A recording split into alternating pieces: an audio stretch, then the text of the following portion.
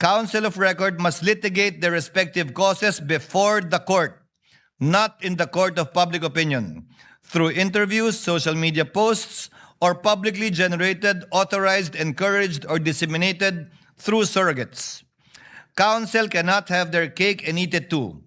They cannot invoke the authority of this court while simultaneously seeking to influence the proceedings through extrajudicial publicity.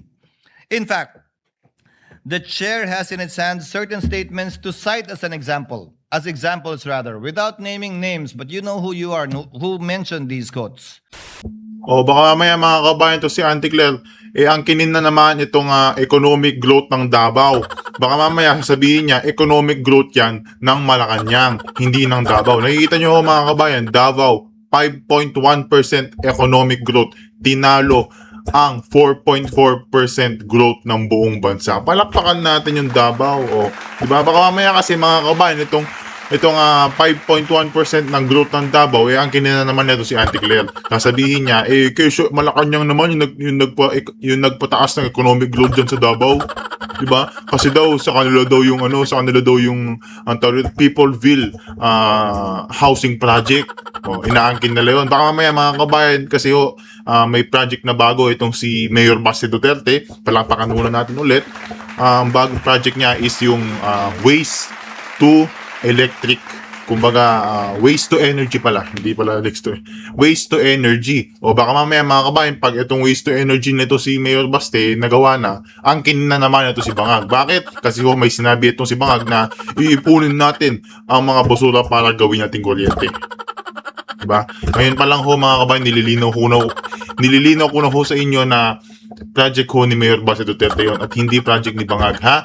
Project ho yun ni Mayor Baste Duterte dyan sa Davao. Kaya nga, di ba, 5.1% economic growth, tinalo ang 4.4 growth ng buong bansa, di ba? Tapos sasabihin nila, itong si Auntie Claire, di ba? Numero 1, lakihan natin para dito makita nyo, di ba? Baka may sabihin na naman ni Auntie Claire kasi numero 1 fake news yan, di ba? Palakpakan natin yung ka-fake news niya, di ba? Numero 1 fake news yan gusto niya laging papuri, di ba? Gusto niya sa kanya lagi yung mainstream media. Kumbaga kulang sa pansin. Di ba? Di ba? Mga kabayan, itong 5.1% na yan sa Davao lang ho yan, ha? Sa Davao lang ho yan, hindi sa buong bansa. Sa Davao lang ho yan. Kaya ngayon mga kabayan, sigurado ito si Auntie Claire nagsiselos. Sabihin, nasan ba yung Davao? Nasa Pilipinas. Di growth na ng buong bansa yan. Oy ka dyan. Di ba? Davao lang yan. Hindi nyo economic growth yan. Huwag ka mag-isali. Bakit? Nung naghihirap ba si Mayor Baste, nandiyan ka? Nasaan ka, boy? Di ba? Baka mamaya sabihin niya to si Auntie Claire, nasaan ba ang Davao? Nasa Pilipinas. Di economic growth natin yan. Di economic growth ng Pilipinas yan. Sa Davao lang ho yan, mga kababayan. Di ba? Ano natin dito yan para hanggang matapos itong video natin, itong mahaba-haba nating video, kasi itong impeachment trial na ito mga kababayan, nga pala, nasa day 18 impeachment trial na ho tayo, ha. Ito, wait lang, ayusin mo natin to. Para hanggang matapos itong video na to, ang tawag dito, makita nyo yan, yung economic growth ng Davao. Mga kabayan, dito na ho tayo sa day 18 impeachment trial. Sa mga di po nakakaalam, pang 475 million na ho ang nagagastos dito nila sa walang kakwenta-kwentang impeachment trial na wala naman ho tayo napapala at fishing expedition pa rin ho ang ginagawa ng prosecution team. At hindi pa rin ho nila napapatunayan na walang ninanakaw o winawaldas itong si BP Sara. Diba? Pero malinaw na malinaw, nakaka 475 million na ho ang nagagastos dito sa walang kwenta-kwentang impeachment trial na sana itinulong na lang sa mga pamilya, di ba? Pero anong ginagawa nila? At impeachment trial pa rin ho ang inatupag nila. Mga kabayan, mainit-init ho itong impeachment trial na to. Bakit? May sagutan itong si Ligutan. May sagutan itong si Chiz dito kay Ligutan. Pinagalitan daw ho. Nako. Di ba? Tsaka mamaya ho mga kabayan, siguro part 2 nito, baka hindi natin ma-record dito sa part 1 natin dito sa impeachment trial kasi 5 hours ho ito Pero mga kabayan, kita ko ha, dahil mainit-init nga itong impeachment trial na to, nakita ko yung views dun sa YouTube channel ng Senate. Aba, 200 nasa 270,000 views, ha? Tingnan natin yan. Nasaan yun? Ito. Nasa, ano siya? Nasa, ayun, 177 views. Aba, iba din talaga yung ano yun. Kasi mga kabayan, mainit-init ho yung laban na to. Marami ho kayong dapat malaman, tsaka marami ho kayong dapat abangan. Diba? Kasi ho, may sagutan ho ditong malala. Kumbaga, ito na yung sinasabi nila doon na umiyak ang prosecution. Diba? Hindi nyo papalagpasin to mga kabayan, pero yung views na mahigit kulang-kulang 300,000, hindi pa rin ho sapat yun kasi 25 million a day ay lugi tayo dyan mga kababayan. 25 million a day at nagagastos ako is 475 million na ho ang nagagastos, lugi pa rin tayo dyan. Panoorin nyo ho ang impeachment tayo, sayang ho yung pera natin, diba? Sayang ho yung ginagastos silang pera natin dyan, tapos hindi naman ho tayo nanonood ng impeachment trial, diba? Wag ho kayong maniwala sa mga iba-iba dyan na sinasabi laging nananalo ang prosecution team, diba? Kung nakututok ho kayo sa impeachment trial, kung nakututok ho kayo dito sa PH News to, malalaman nyo ho kung sino nga ba ang totoong natatalo at nananalo at ang umiiyak at ang nagpapaiyak. Diba? Mga kabayan, direct na ho tayo dito sa part 1 ho ito. May part 2 ho tayo, baka may part 3, part 4, diba? Pero mga kabayan, dito muna ho tayo sa part 1 impeachment trial, day 18 impeachment trial.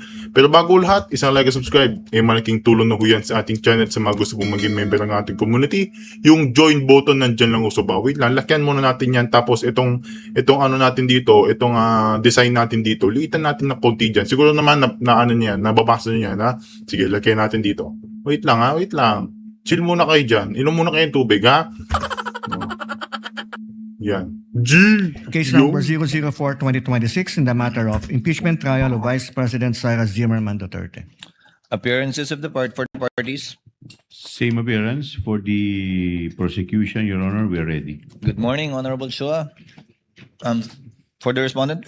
Same appearance for the respondent accused. Good morning, Your Honors. Good morning, Attorney Poa. As discussed yesterday by the presiding officer, we shall begin with a brief reply of Attorney Ligutan before the court's ruling with respect to the points raised by the lead counsel for the respondent and some other matters that pertain similarly to that topic, and then proceed with the cross-examination of Attorney Christine and the redirect and or recross, if any. Your Honor. Yes, Honorable Chua. I will now turn over to Attorney Ligutan for his brief reply. Attorney Ligutan is recognized Your Honor. for his hopefully brief reply. Yes, Attorney Poa. Just before we give Attorney Ligutan his time, Your Honor, just wanted to make a quick manifestation. It was just brought to our attention yesterday that after the proceedings that we had yesterday, that an interview was given wherein I think what was discussed yesterday about the word scam, etc., was repeated during an interview.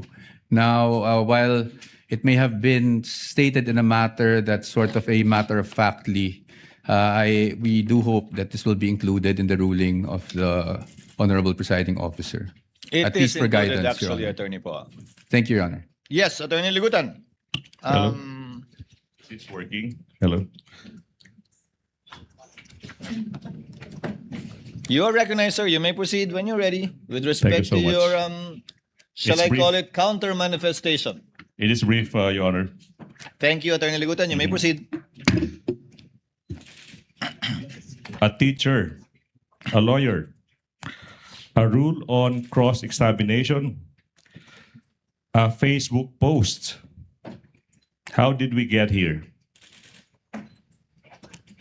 Last August 12, before trial was adjourned, it was a Wednesday.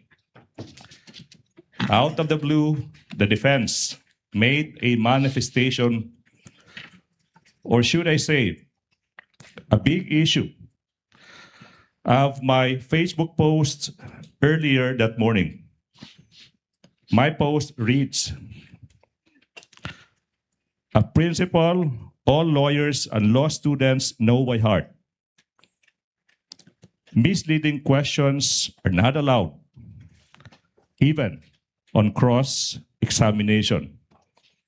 period. The defense surmised it is a reaction to that viral exchange between the opposing counsel that morning.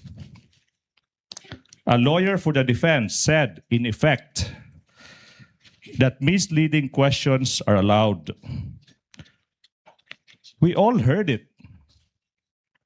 It immediately caused an uproar on social media, especially in the legal community, where it is a well-entrenched rule that misleading questions are not allowed, even on cross-examination. It is a truism as irrefutable as the sun rising in the east and setting in the west. It is a principle all lawyers and law students should know by heart. But why post it on Facebook? Your Honors, why not? Yes, I am a lawyer.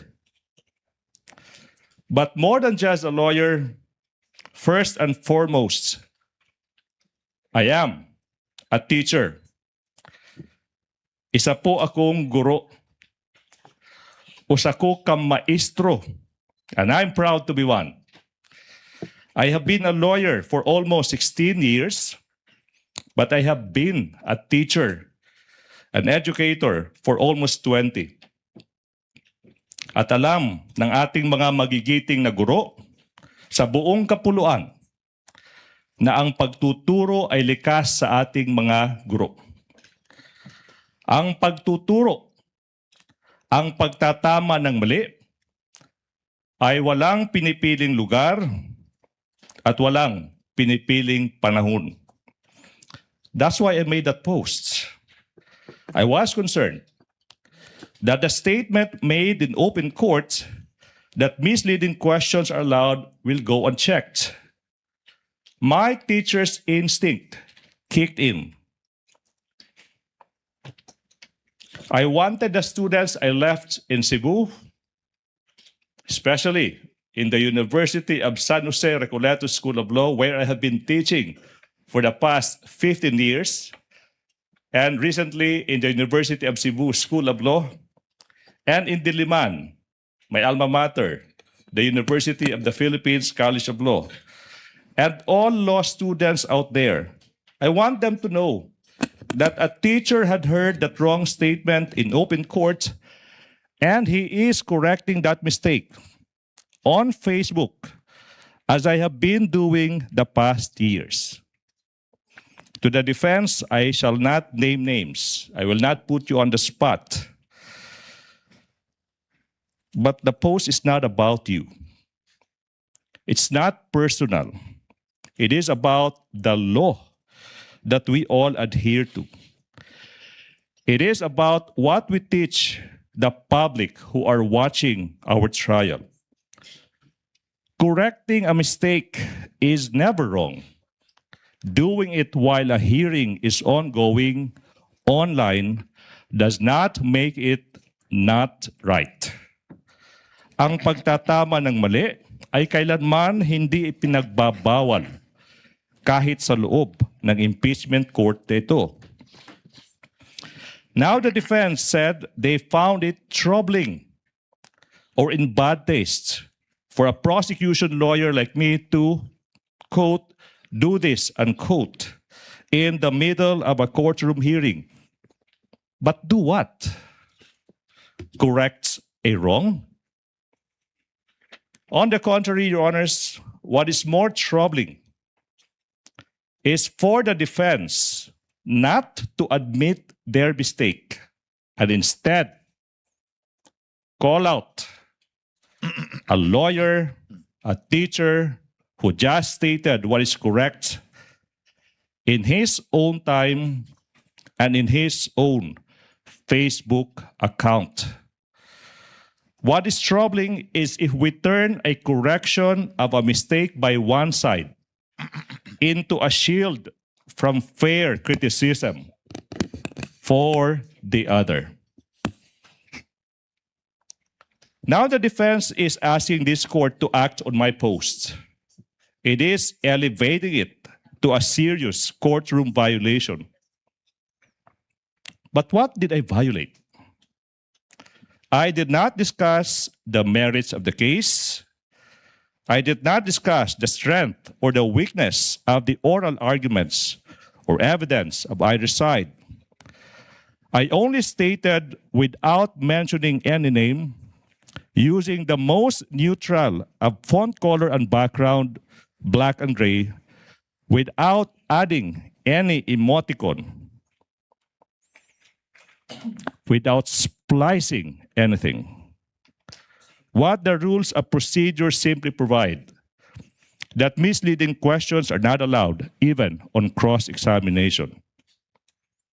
Your Honors, we in the prosecution also have rights. I, for one, did not surrender my freedom to teach and to enlighten when I decided to participate in this trial. Patuloy po ako magiging guro kahit sa loob ng impeachment court na ito. Lastly, Your Honors, the defense mentioned humility, that I should have been humble enough not to post that now viral statement. Your Honors, being a provinciano from Leyte, Samar, and Cebu, and coming from a middle-income family born without a famous family name, who had to compete for his spot in this capital, I know a thing or two about humility. The defense cannot lecture me on humility. If there's somebody who needs to be reminded about humility, it's them, the defense. It is the opposite of humility. It is pride, not to admit a mistake, or worse, call out someone who simply corrected that mistake. Good morning. That does not fall under my definition of brief, counsel, but we will take it nevertheless. For the record, before the chair makes its ruling on these matters, the TSN says, Attorney Kapunan, leading, and then she corrected herself, misleading questions are not allowed on cross. Attorney Ferrer, she said they are allowed. Now, the TSN cannot possibly cover the overlapping voices, if at all. So most likely what happened, although we will check the video, would be Attorney Ferrer commenting on the earlier statement that was corrected later on by Attorney Kapunan and changed leading to misleading. Perhaps Attorney Ferrer was referring to leading questions and not misleading questions. But having said that, nevertheless, the court will include that as part of its ruling, with one caveat, Attorney Ligutan. While you do not remove your hat as a teacher wherever you go, the same is true with this representation. I had my fair share of teaching as well. Under the rules of the Senate, unfortunately, you have to unbundle it. You have to decouple it. Under the rules of the Senate, if you are counsel for the parties, you cannot comment on the merits outside of a fair and true report of what happened. In this case, based on the TSN, I am not sure of the accuracy, given that the statements made were pertain to both leading and misleading questions.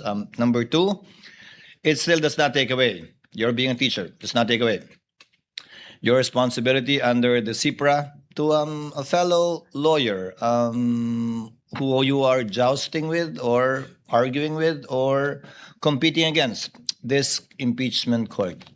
The remarks of the good gentleman, the Attorney Ligutan, the counsel for the panel of prosecutors, is noted and it will be entered into records. Thank you, sir. Chair will now make its ruling with the permission of the body from the rostrum because it's difficult to read while sitting down a long ruling. You may sit down, Attorney Chua, for a bit. This will take some time.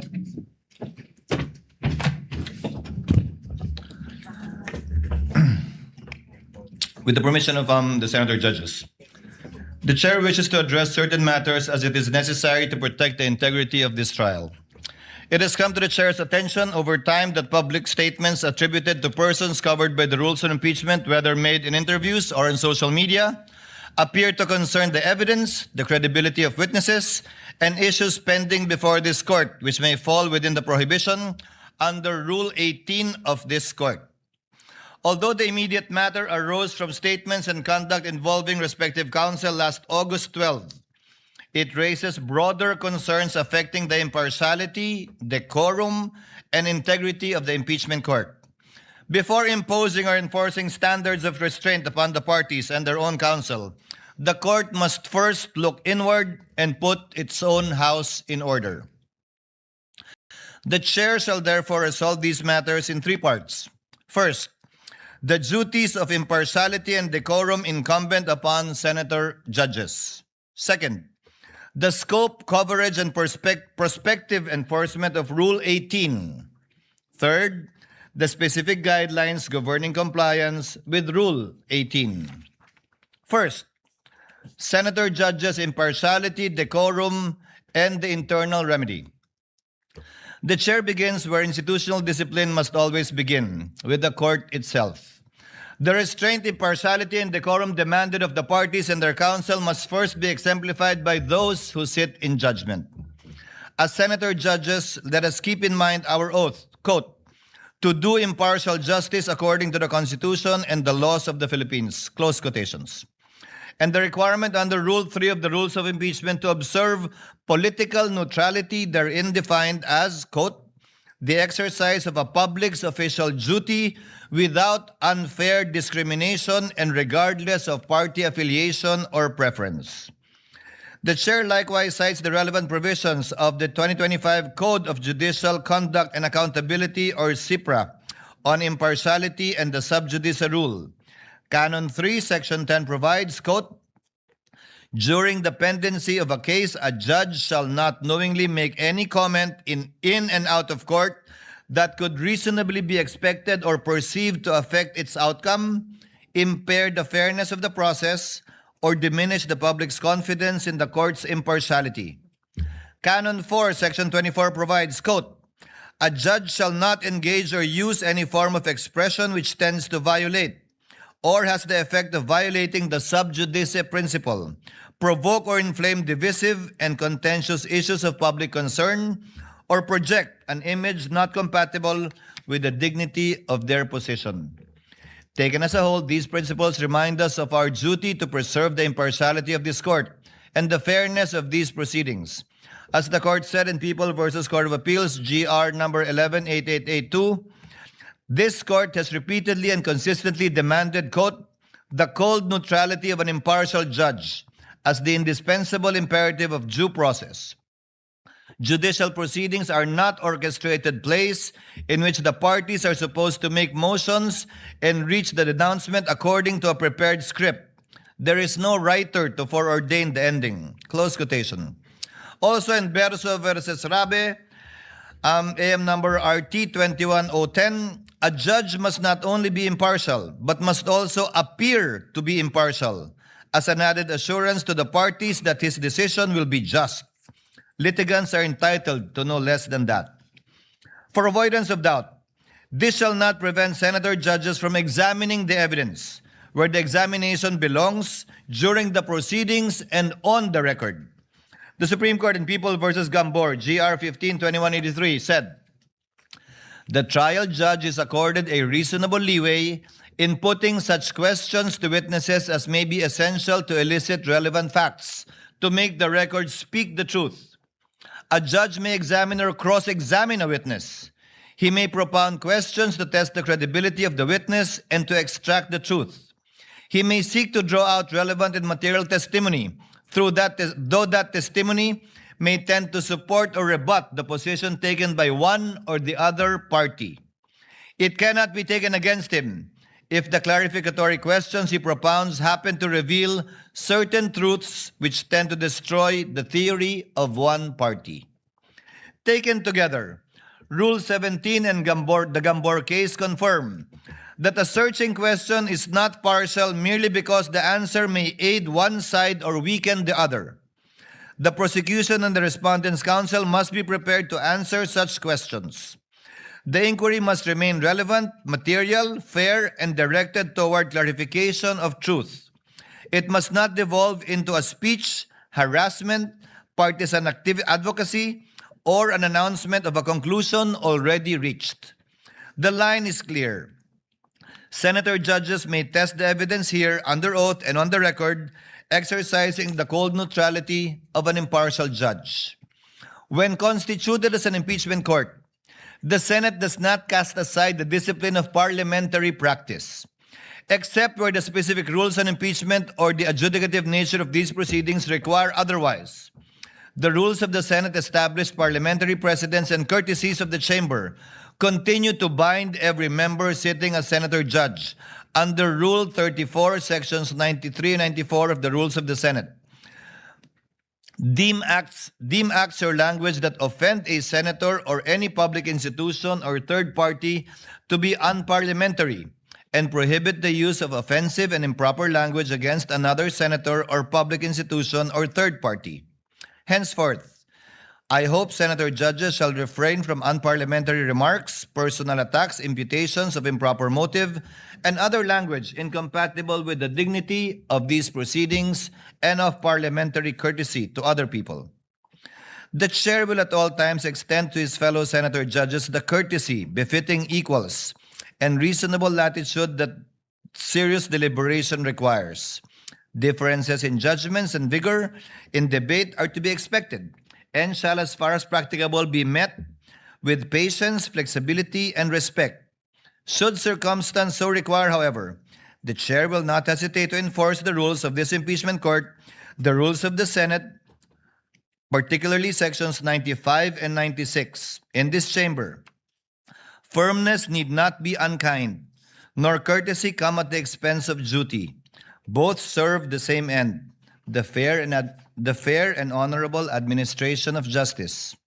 Further, where a senator judge is alleged to have violated the impeachment oath, Rule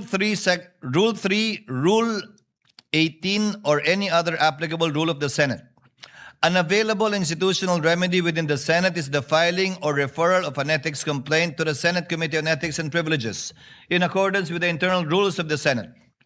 Under Rule 10, Section 1316 of the Rules of the Senate, the Committee on Ethics has jurisdiction over all matters relating to the conduct, rights, privileges, safety, dignity, integrity, and reputation of the Senate and its members. Any disciplinary action remains for the Senate to determine under Article 6, Section 16.3 of the Constitution and applicable rules. This shall not be a proper subject matter to be taken up within this impeachment court so as not to divert the attention from the impeachment trial against the respondent in this case. Accordingly, the chair reminds all senator judges, first, to observe the impartiality and political neutrality required by their oath and the rules. Second, to observe the parliamentary rules, precedents, and courtesies of the Senate and refrain from unparliamentary, offensive, or improper remarks. Third, to exercise their authority under Rule 17 to question witnesses, prosecutors, and counsels and the prosecutor during the proceedings on the record instead of through commentaries in social media. Second ruling, Rule 18, scope, coverage, and prospective enforcement. Note on the statement prospective enforcement. Having addressed the conduct expected of senator judges, the chair now turns to Rule 18 and the persons expressly covered by it. The chair makes this ruling not only in response to the manifestation and motion made by counsel for the respondent, Attorney Sheila Season, on August 12, and after due consideration of Attorney Ligutan's explanation, but also on the basis of the chair's independent findings of seeming violations of Rule 18. These incidents come after the chair's earlier advice to both panels to designate the respective spokespersons so that the necessary and appropriate communications may be made within the limits prescribed by the rules. Since that advice has not been fully observed, the chair now finds it necessary to restate and strictly enforce those restrictions. Article 18 of the Rules on Impeachment provides, "The presiding officer, the members of the Senate, shall refrain from making any comments and disclosures in public pertaining to the merits of a pending impeachment trial. The same shall likewise apply to the prosecutors, the person impeached, and their respective counsel and witnesses." This rule exists to balance the public's right to information on matters of public concern with the need to protect the integrity of the proceedings from public prejudgment. The rules of court apply only suppletorily to these proceedings. When the rules on impeachment expressly and specifically govern a matter they control. Since Rule 18 directly governs public comments and disclosures pertaining to the merits of the pending impeachment trial, it is for this court, in the exercise of its authority and sound discretion, to determine whether a particular statement violates that rule. Henceforth, with respect to prior statements or conduct covered by Rule 18, the court shall extend grace, exercise liberality, and wipe the slate clean, tabula rasa, so to speak. From this point forward, however, Rule 18 shall be strictly enforced and be given full force and effect. Accordingly, the chair hereby strictly enjoins all persons covered by Rule 18. You know who you are, and based on the records, we know who you are. From making public statements or otherwise discussing, sharing, or endorsing comments pertaining to the merits of this pending impeachment trial, and from engaging in trial by publicity, as they directly threaten the independence of the court, degrade the dignity of the tribunal, and risk turning it into a circus, and weaponize the media to substitute public outrage or actual evidence. We are in receipt of the appearances of the parties.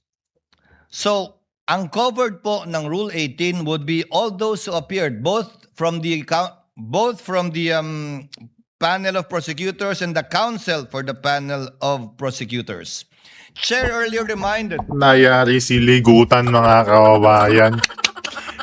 Binaringgan ni presiding officer. And the parties designate a specific spokesperson. Wala pong problema kung hindi naman siya kasama sa panel. Walang problema kung hindi siya kasama sa counsel for the panel of prosecutors. The spokespersons are free to say whatever they want to say, but not, and there are limitations insofar as the panel of prosecutors and the counsel for the panel of prosecutors is concerned.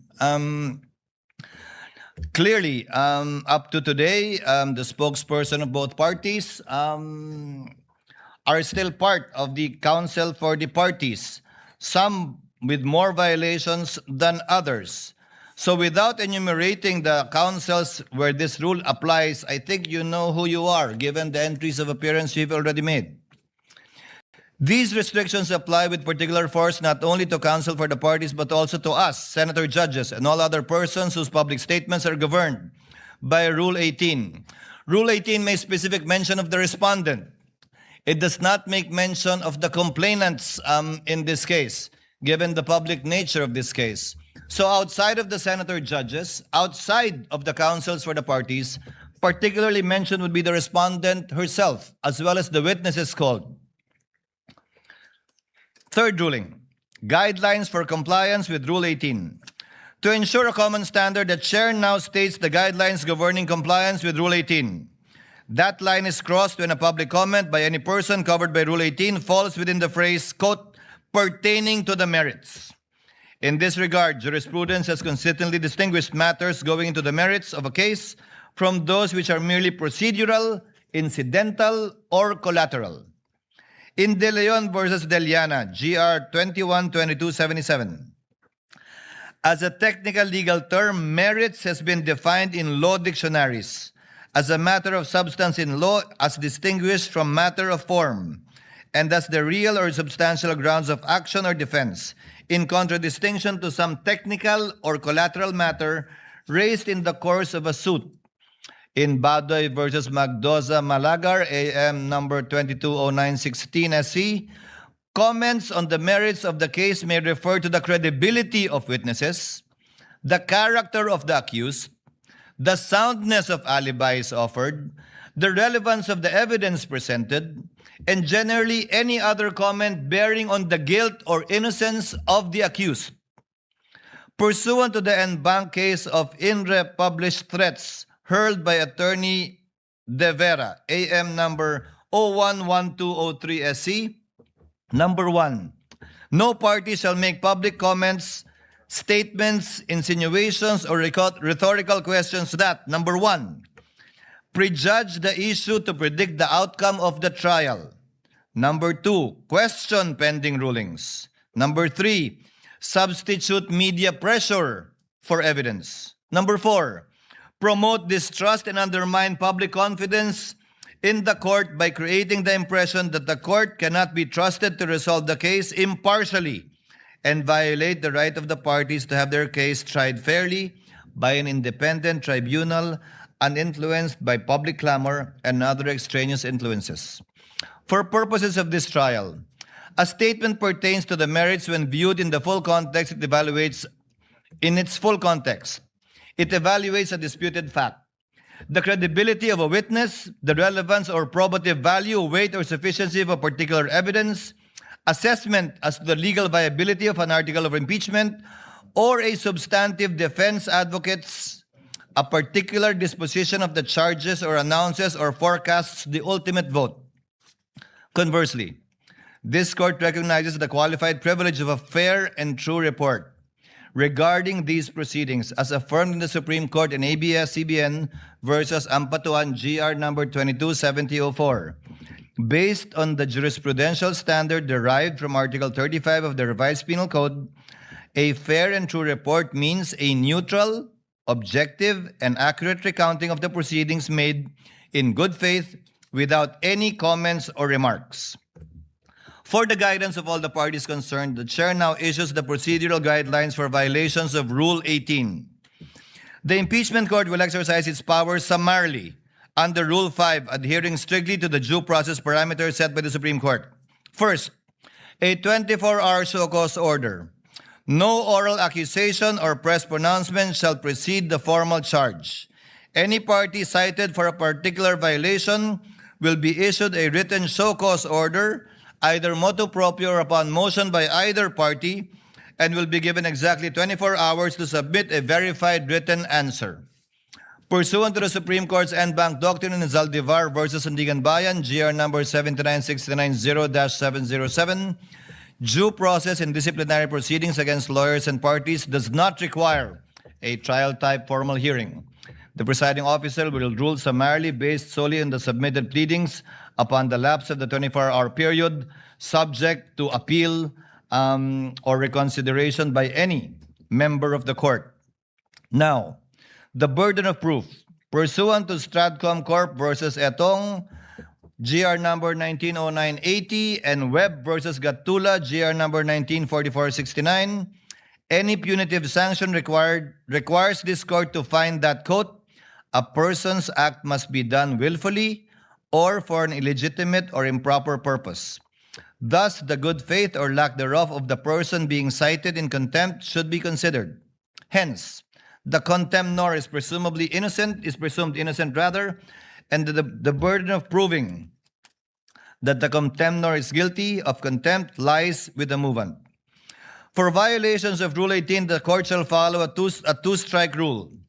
Violations will be met with a strict graduated penalty system. First offense, public reprimand and admonition. The penalty is a severe reprimand and stern admonition in open court, placed permanently on the record as a final warning. Second offense, a monetary fine. The penalty, pursuant to the prescribed ceiling under Rule 71, Section 7 of the court will impose a maximum statutory fine of 30,000 per violation, pesos that is. Furthermore, exercising the court's inherent case management powers under Rule 4, 5, 6, and 8 to preserve the orderly proceedings, the offending lawyer or party may also be subjected to a defined prospective restriction on speaking, objecting, or examining witnesses on the floor. Each subsequent violation of Rule 18 shall be punished the same way as a second offense third, fourth, so on, with a fine of 30,000 pesos. In all cases wherein a member of the bar is concerned, independently, pursuant to the case of Inre Almacen, the certified incident record will be transmitted and formal referral will be made to the office of the bar confidant, the Integrated Bar of the Philippines, and/or the Supreme Court for possible disciplinary sanction regarding the person's license to practice. The court also reminds respective counsels of the parties that CIPRA Canon 2, Section 19 prohibits lawyers to comment or publicize opinion pertaining to a pending proceeding in a manner that may cause prejudgment, sway public perception, influence the tribunal, or create a widespread perception of guilt or innocence. CIPRA likewise requires professional responsibility on the use of social media and prohibits the dissemination of false or unverified claims or disinformation. Rule 18 does not, by its terms, cover outside observers or spokespersons who are not counsels of record. Such persons, however, remain subject, when applicable, to the rules on indirect contempt, and if they are members of the bar, to the CIPRA rather. Counsel of record must litigate their respective causes before the court, not in the court of public opinion, through interviews, social media posts, or publicly generated, authorized, encouraged, or disseminated through surrogates. Counsel cannot have their cake and eat it too. They cannot invoke the authority of this court while simultaneously seeking to influence the proceedings through extrajudicial publicity. In fact, the chair has in its hands certain statements to cite as examples, without naming names, but you know who you are, who mentioned these quotes. Quote, hindi naman pinag-uusapan dito yung kontrata, pinag-uusapan dito yung banta. Yung banta, nakita nyo sa video, may nagbanta talaga at si Vice President yon, hindi ba? Tameme si Ligutan. Tameme. If this was stated by a spokesperson or any third-party observer, it would not have been a problem. But this was stated by a counsel of record. Actually, more specifically, one of the counsels for the private prosecutors.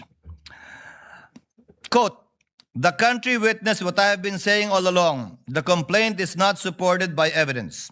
An impeachment proceeding should be grounded on credible evidence, not speculation, manufactured narratives, or unsupported allegations.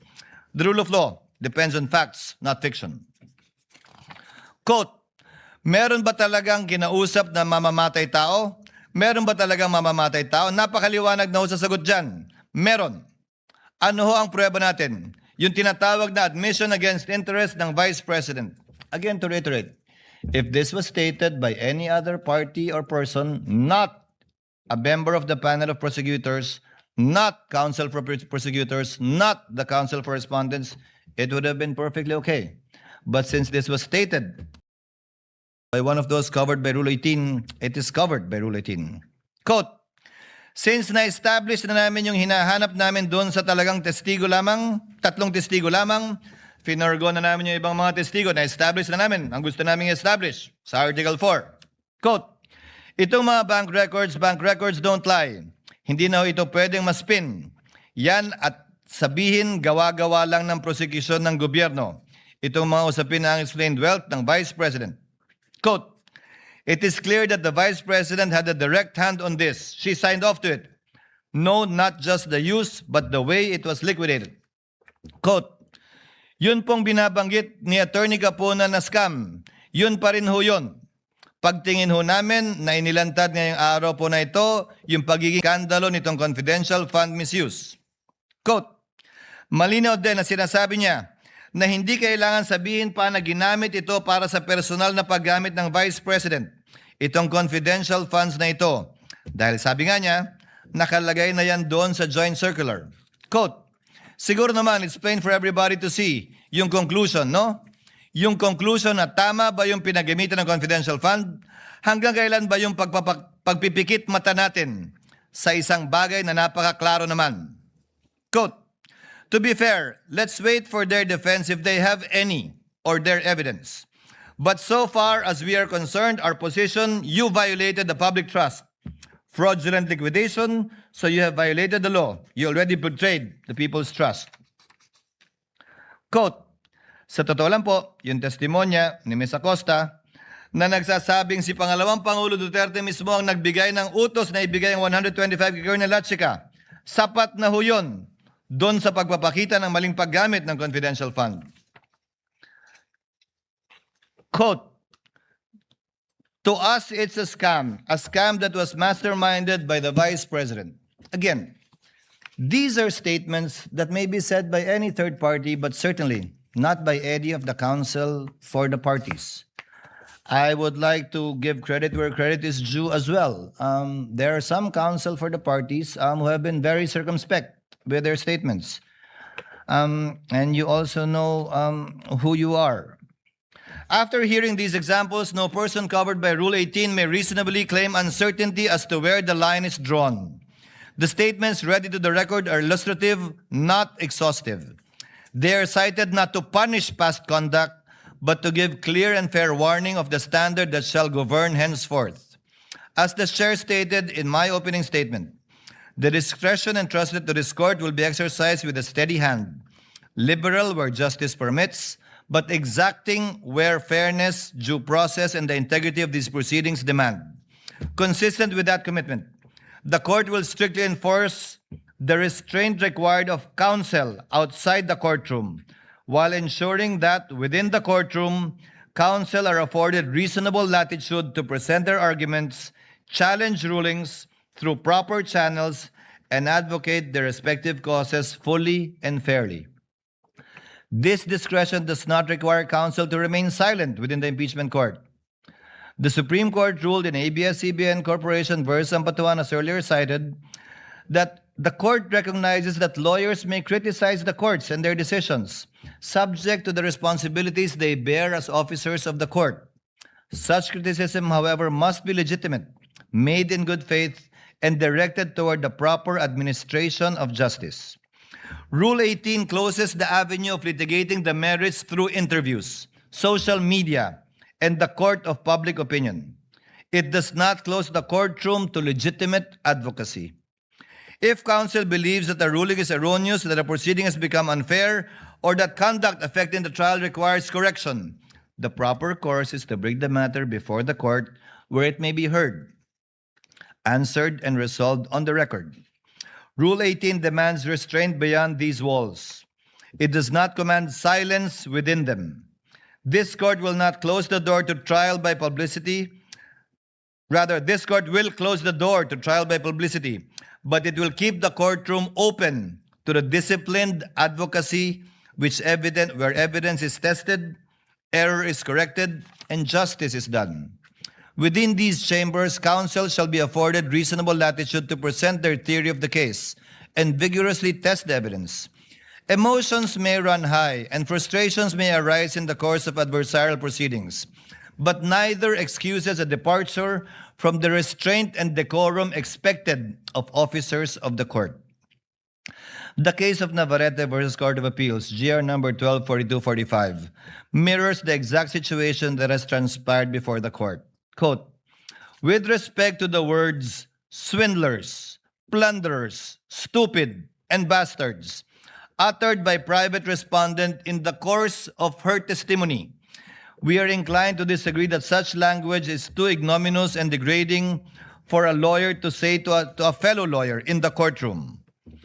In Baltao versus Falsis III, AC number 14443, the court said, while a lawyer is entitled to present his case with vigor and courage, such enthusiasm does not justify the use of offensive, abusive language.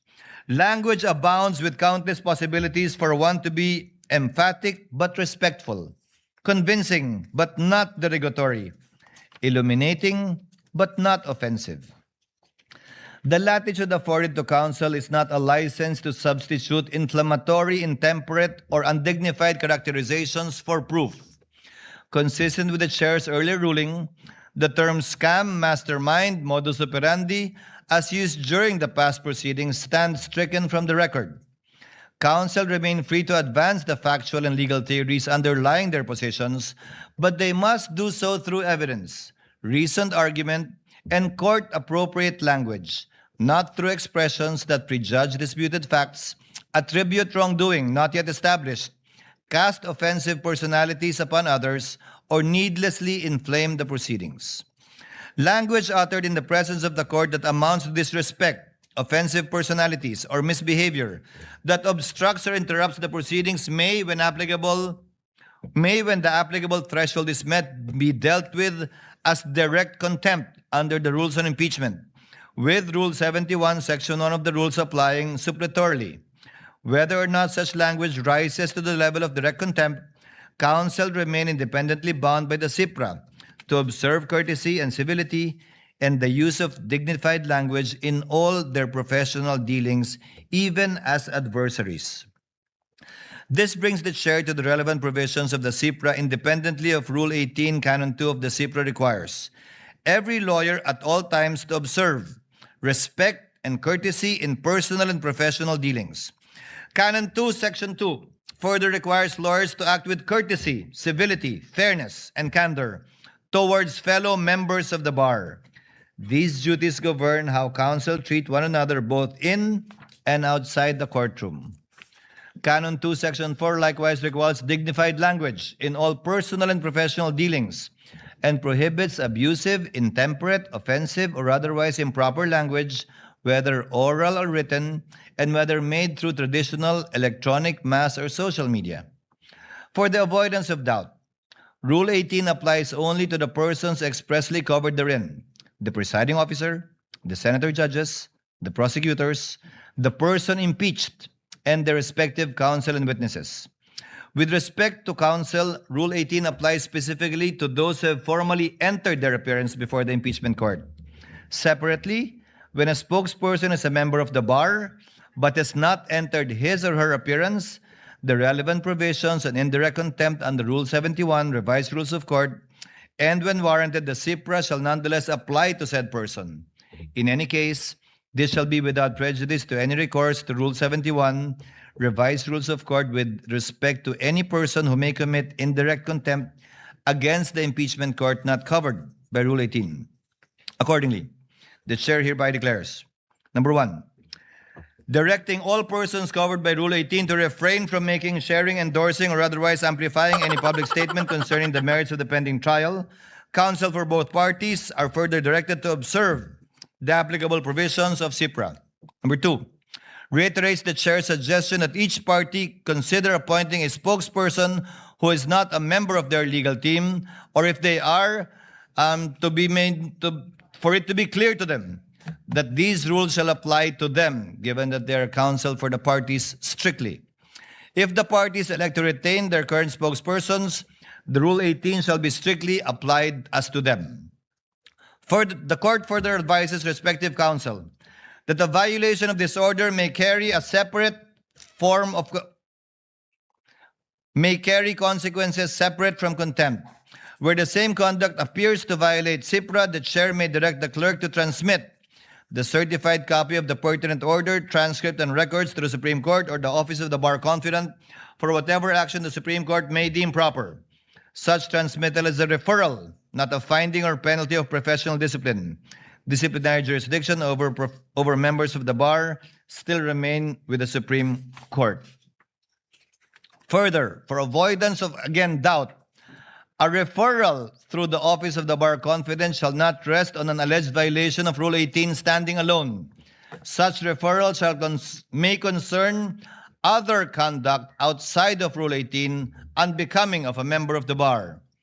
The chair then issues this final warning: on any willful disobedience of this order, it shall be dealt with accordingly henceforth.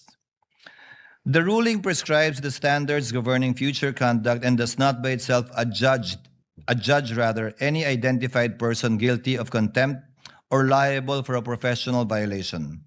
The chair closes with separate reminders to the prosecution, counsel for the respondent, and senator judges. To the prosecution, the primary duty of a public prosecutor is not to convict, but to see to it that justice is done. This duty is expressly stated in Canon 2, Section 31 of CIPRA, and echoed in Attorney Francisco versus Attorney Soniega Lagman, AC 13035. The prosecution's object must therefore be the just resolution of the case, not victory at all costs. This obligation governs not only the evidence and arguments presented before the court, but also counsel's conduct outside of it. To the respondent and her counsel, the corresponding duty of defense counsel is not to secure an acquittal at all costs.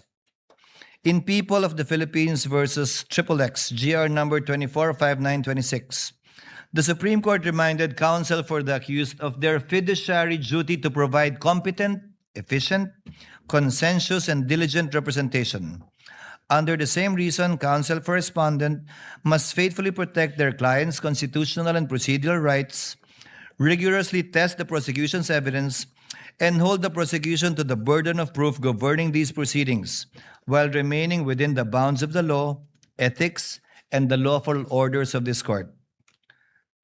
To my fellow senator judges, including this representation, the chair adopts the reminder in Webb versus De Leon, GR numbers 1234 and 1245. Quote, more than convicting the guilty and acquitting the innocent, the business of this court is to assure fulfillment of the promise that justice shall be done and is done, and that the only way for this court to obtain an acquittal, from the bar of public opinion. That obligation rests upon every senator judge to decide solely upon the record, under the Constitution and under our rules, and in a manner worthy of the confidence of the people to whom this court is ultimately accountable. Thank you, and we may proceed with the trial at hand.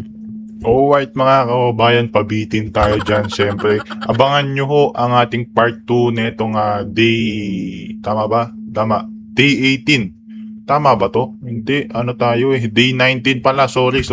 Day 19 impeachment trial na po mga kabayan at 475 million ho ang nagagastos dito sa day 19 impeachment trial. Mga kabayan, abangan nyo ho mamaya ang ating part 2 netong day 19 impeachment trial. Magpo-proceed na ho ang main course. Diba? Maraming salamat po sa pagsuporta sa ating channel. God bless po sa ating lahat.